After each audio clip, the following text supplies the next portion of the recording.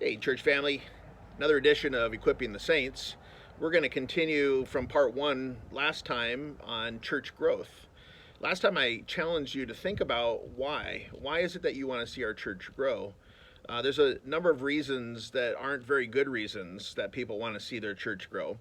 Then there's a number of good reasons why you might want to see our church grow. I hope that you have a good reason or a couple good reasons why you want to see us grow. It's important that everyone in our ministry team understand the importance of the local church, to have a conviction about how important the local church is, and that you can demonstrate that from Scripture, that it's a priority not only to Christ but to you, and that you can speak with conviction when someone asks you, "Why do you go to church?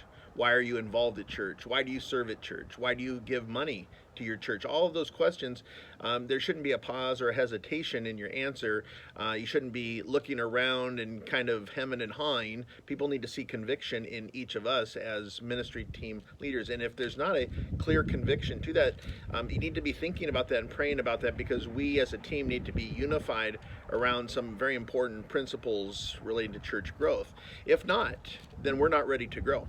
So let's talk a little bit more about that. We're in the next edition of that. We're going to talk about, from Acts chapter 2, this idea of unity.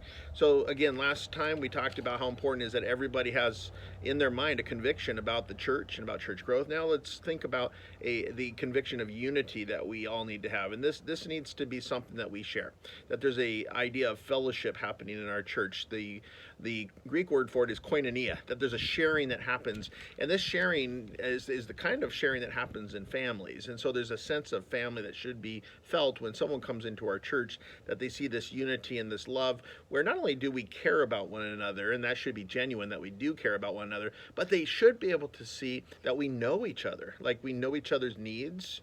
We know each other's preferences, and so we're able to interact in a way that shows sensitivity to one another, and that truly does serve each other. And when a church is serving each other, and when I use what I have to serve someone else, and it might be different than the way you serve me and serve others, it's a beautiful thing. And that serving one another, of taking either the possessions that I have, the money that I have, or even the giftness.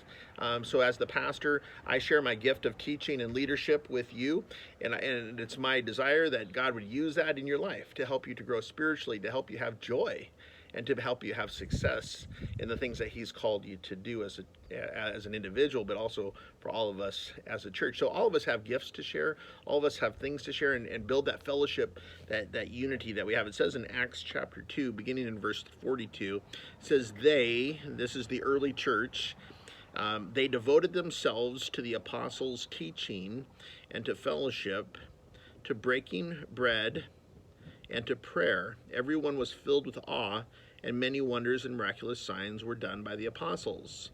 All the believers were together and had everything in common. Selling their possessions and goods, they gave to everyone as he had need.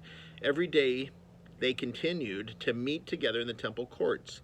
They broke bread in their homes, and they ate together with glad and sincere hearts, praising God and enjoying the favor of all the people, and the Lord added to their number daily those who were being saved. See, I believe there is a correlation here to that adding to the number, that as the apostles and as Peter and was out preaching the good news of the gospel, there was also this congregation that people could join when they realized that this message was true. There's a lot of people that we meet and we share the gospel with them, and they're considering the message, and maybe they even think and understand it to be true, but then they think about all the things that are going to change in their life and how difficult it seems like it is going to be for them to make these changes and adjustments, and to think that maybe some of their friends and family might not want to hang out with them anymore, might even disown them for making a decision to follow Christ. That was certainly true of the early church, to leave their Judaism, or to leave their Greek pagan beliefs and rituals and worship that they had, and to join in fellowship with this church was going to change everything. But at least they had this support and this love.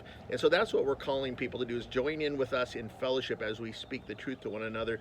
Will you help me create a sense of fellowship at Mountain Vista Community Church? Will you invest your heart? Will you invest your time into knowing each other and to loving each other, so that our church has that sense of unity, just like the early church did?